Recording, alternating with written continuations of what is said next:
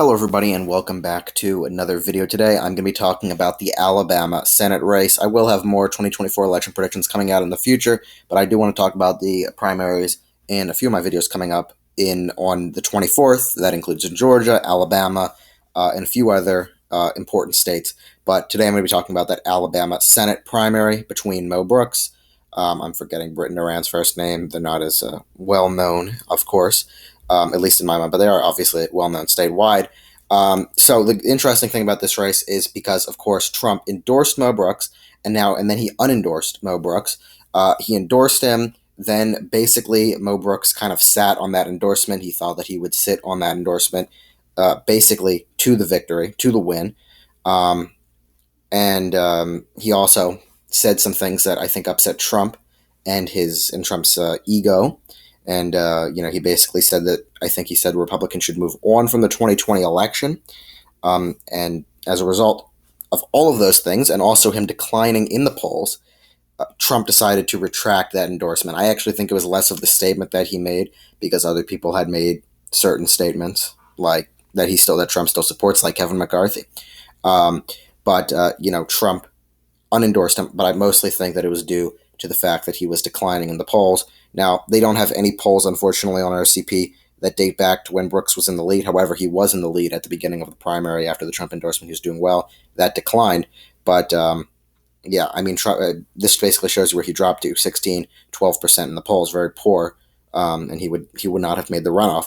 So Trump unendorsed him because of the fact that he wanted his endorsements to look successful. That's why he endorsed other more establishment people. He endorsed Mike Crapo in Idaho and Tim Scott in South Carolina.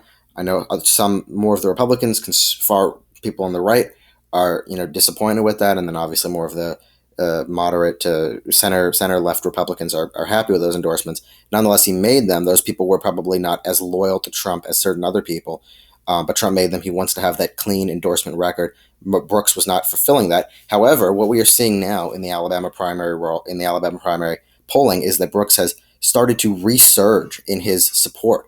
You can see that he was at his lowest point, really March 27th-ish, and since then, May 7th, obviously the polls start to pick up as we hit into May because the primary is then weeks away. So he surges to 23%. Obviously, Britt also increases. He's at 32. Durant significantly drops 21. So Brooks is in second place at that point. He would make the runoff. Then, in the most recent polls that we have from Emerson and ADN Gray TV, I don't know what that stands for. Mo Brooks is both at 29%, Britt 37-31. I don't know. Well, Britt's probably somewhere close to that. But from both of those polls, it seems like Mo Brooks will make the runoff in Alabama. I think Durant will probably end up getting.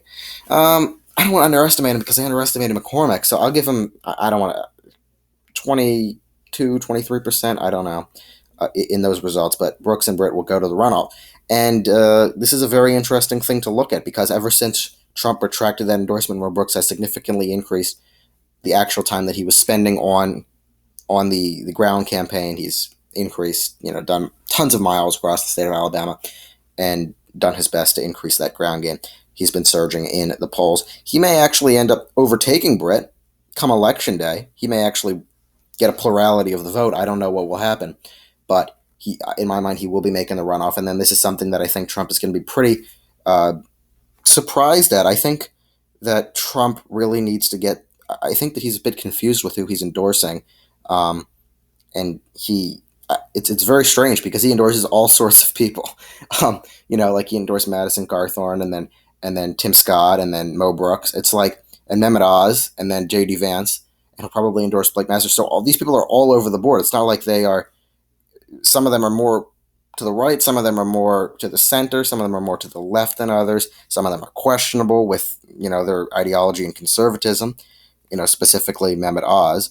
Obviously, that has been brought up, but it's very interesting to see what's happening. Brooks is gaining in the polls. As I said, I think he'll be making that runoff. And yeah, that's really all I have for you. I think that if he wins, Trump, or if he makes the runoff, Trump will probably endorse him in that runoff, although that is going to be a bit of an ego, I don't know what to call it, defeat to Donald Trump. But I don't think he'd want Britt as the nominee. So we'll see what happens. He wants the most conservative person being the nominee, so we'll see what happens with what Trump does. But that's really all I have for you in my analysis of the Alabama Senate race. This is actually a race you should take a very, very close look at. This is going to be a very big race on Tuesday. It's probably going to be bigger than that Georgia gubernatorial race or primary between Kemp and Perdue. And I would certainly say that this is going to be one of those big races that is going to be talked about because Brooks is the more right-wing candidate, although he has been unendorsed by Trump. We will see what effect that has. Britt is the more center-to-left candidate on the Republican aisle, of course, and we'll see what happens, and of course Durant as well. So stay tuned for this race. I'm going to be going over a few more interesting races probably headed into that Tuesday primary. So yeah, stay tuned. Thank you for watching. Make sure to subscribe to the YouTube channel. We get closer to 600 subscribers every single day, so I appreciate everything you guys are doing. Comment below your thoughts on this primary race. What do you think will happen? Do you think Brooks will make the runoff? If you do, will he win? What's going to happen? And yeah, thank you for watching. See you all very, very soon. Have a great day.